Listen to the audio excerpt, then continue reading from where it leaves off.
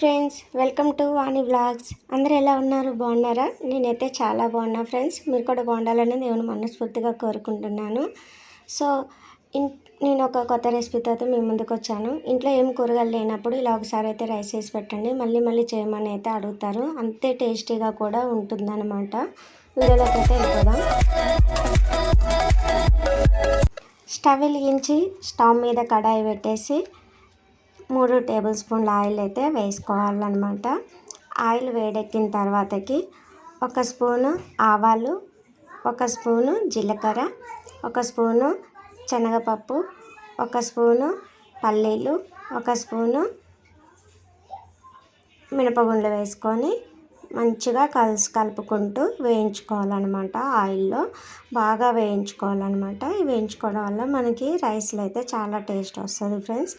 చూడండి ఏ విధంగా వేగాయో. ఈ విధంగా వేగిన తర్వాత 2 రెమ్మల కరివేపాకు అయితే వేసుకోవాలన్నమాట.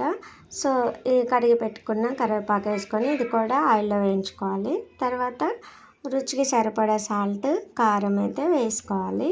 నేనైతే 2 మనుషులకు చేస్తున్నా ఫ్రెండ్స్, అందుకోసమే కారం ఎక్కువ వేసాను. సో మీరు ఎంత తింటారో అంత వేసుకోండి. చిన్నపిల్లలకు మాత్రం తక్కువ వేసేయండి.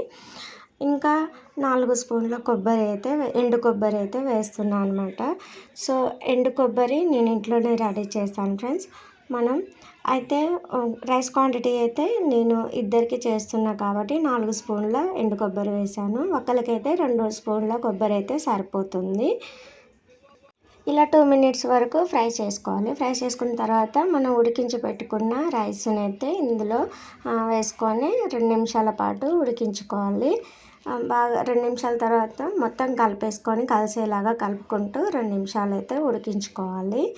ఈ విధంగా ఉడికిన తర్వాతకి మనమైతే స్టవ్ ఆఫ్ చేసేసుకోవాలన్నమాట. స్టవ్ ఆఫ్ చేసేసరికి మనకి ఎంతో రుచికరమైన కొబ్బరి రైస్ సింపుల్గా లంచ్ బాక్స్లో కూడా అని కూడా చెప్పుకోవచ్చు అనమాట.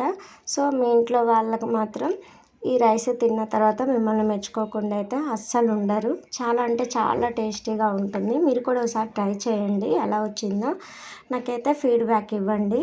ఫస్ట్సారి మన ఛానల్ని చూస్తున్నట్టయితే ప్లీజ్ లైక్ చేయండి, షేర్ చేయండి, కామెంట్ చేయండి, సబ్స్క్రైబ్ చేయడం మాత్రం అస్సలు మర్చిపోకండి. ఇప్పుడు స్కూల్స్ అయితే స్టార్ట్ అవుతున్నాయి కదా పిల్లలకి, అండ్ హస్బెండ్కి కూడా లంచ్ బాక్స్లో కూడా మనం ఈ విధంగా ప్రిపేర్ చేసి 2 మినిట్స్లో చేసి అయితే మనం బాక్స్ రెడీ చేసి పెట్టేయచ్చు అనమాట. సో చాలా సింపుల్ అండ్ టేస్టీ రెసిపీ అనమాట. మీకైతే నచ్చిందని అయితే అనుకుంటున్నాను. Thank you for watching friends.